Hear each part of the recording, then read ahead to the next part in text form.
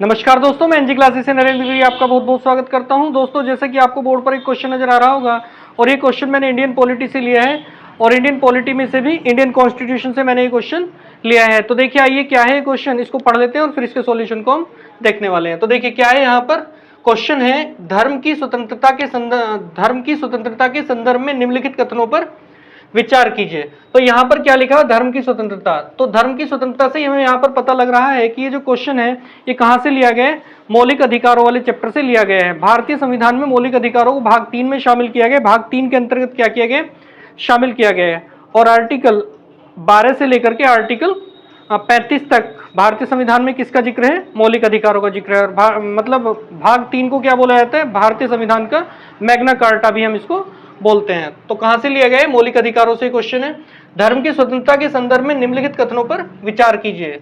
तो देखिए इसमें दो क्वेश्चन, मतलब इस क्वेश्चन में क्या दिए गए हैं, दो कथन दिए गए हैं और फिर इनकी सत्यता की हमको क्या करनी है, जांच करनी है। और इसके ऑप्शन कहां पर है, नीचे दिए गए हैं और नीचे लिखा हुआ भी है उपयुक्त कथनों में से कौन सा कथन सत्य है। तो देखिए यहाँ पर पहला जो कथन है हमारा वो क्या है, अनुच्छेद 25 के तहत सिखों को कृपाण धारण करना और उसे साथ लेकर के चलने का अधिकार है।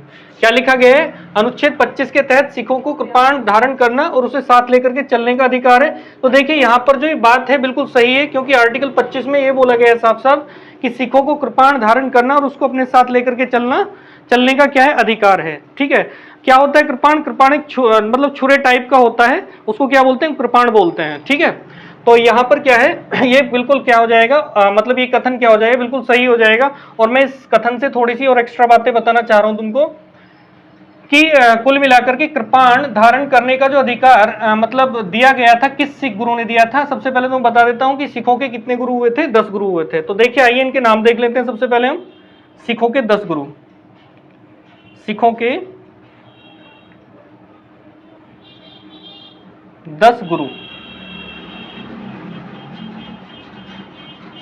तो सिखों का जो पहले गुरु थे गुरु नानक, कौन थे, गुरु नानक, जिन्होंने क्या किया था, सिख धर्म की स्थापना की थी, गुरु नानक। उसके बाद में दूसरे गुरु थे गुरु अंगद, गुरु अंगद, गुरु अंगद, और जिनका असली नाम क्या था, लाहना। क्या नाम था, लाहना। इनको ही क्या बोला जाता है, लाहना। और इनके बारे में एक खास बात बता देता हूं मैं, इन्होंने ही क्या किया था, गुरुमुखी लिपि का विकास किया था। गुरुमुखी लिपि के जन्मदाता कौन है, गुरुमुखी लिपि, गुरुमुखी लिपि के जन्मदाता,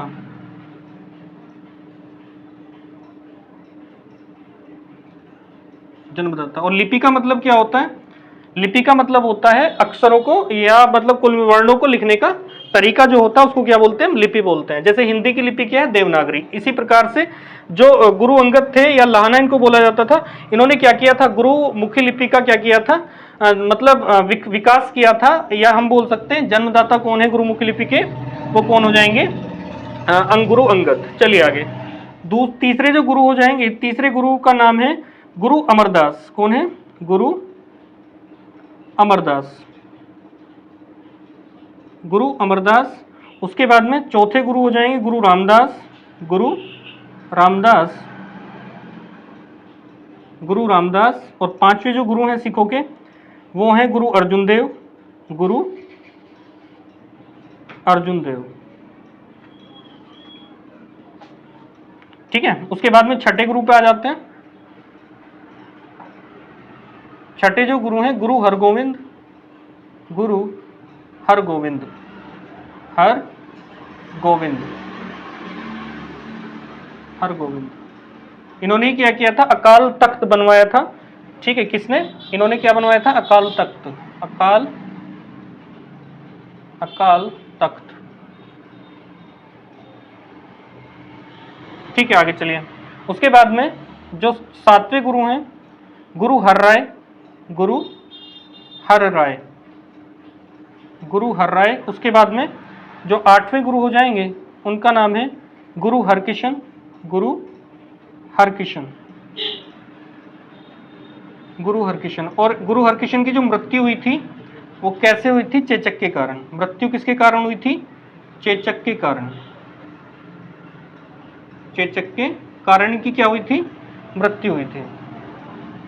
चलिए आगे, 9वें गुरु हैं गुरु तेग बहादुर। गुरु तेग बहादुर,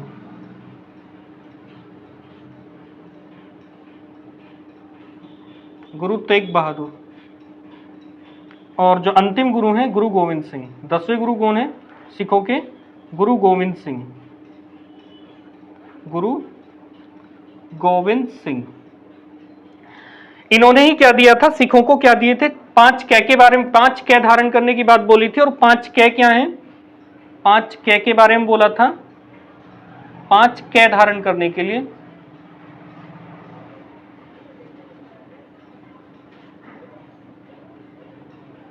कहा था। ठीक है, अब वो 5 कै कौन कौन से हो जाएंगे उनको मैं यहां पर लिखे देता हूं। नंबर ए कड़ा, लोहे का कड़ा। उसके बाद में क्या हो जाए? बी हो जाएगा कंघा, केश, कच्छा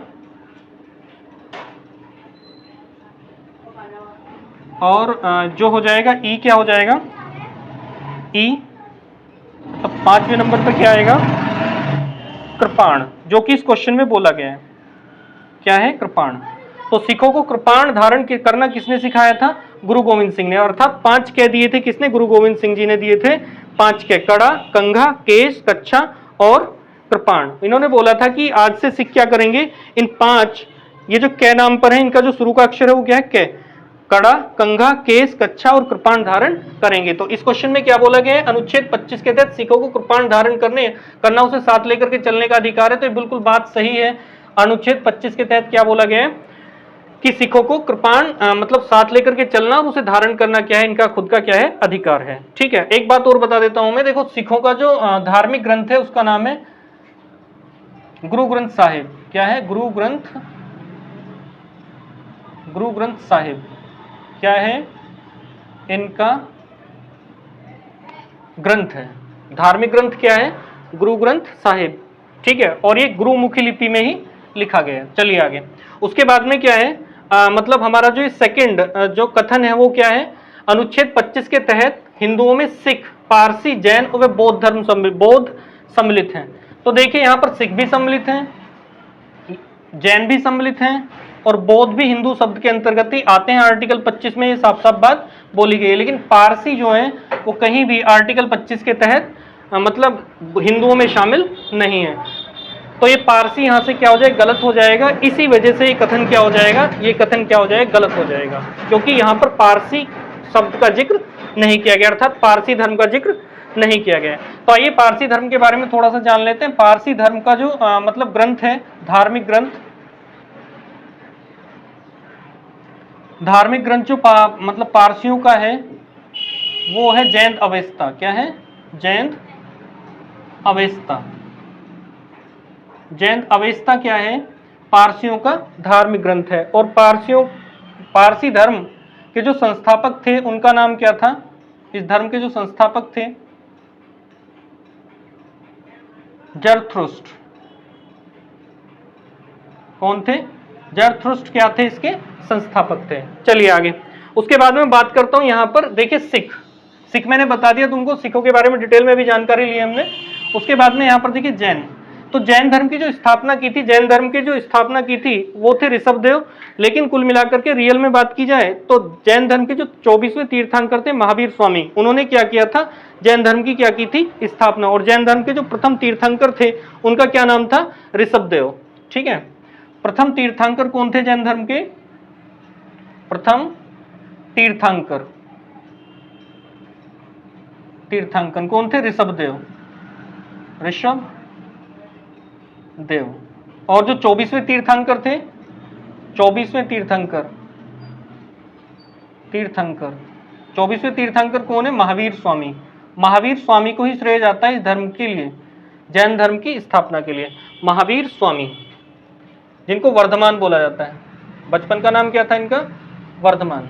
ठीक है, तो महावीर स्वामी 24वें तीर्थंकर थे किसके? जैन धर्म के। और जो तीसरे जो तीर्थंकर थे जैन धर्म के, उनका नाम था पार्श्वनाथ। क्या नाम था उनका? पार्श्वनाथ कौन से थे? 23वें नंबर के क्या थे? तीर्थंकर थे। और 24वें नंबर के तीर्थंकर कौन थे? महावीर स्वामी। और प्रथम नंबर के जो तीर्थंकर थे वो कौन थे? ऋषभदेव। ठीक है, आगे बात करते हैं बौद्ध धर्म। तो ये जो बौद्ध धर्म लिखा हुआ है, बौद्ध धर्म के जो संस्थापक थे, बौद्ध धर्म के जो संस्थापक हैं महात्मा बुद्ध। क्या है? कौन है? महात्मा बुद्ध। महात्मा बुद्ध, जिनके बचपन का नाम क्या था? गौतम। बचपन का नाम क्या था इनके?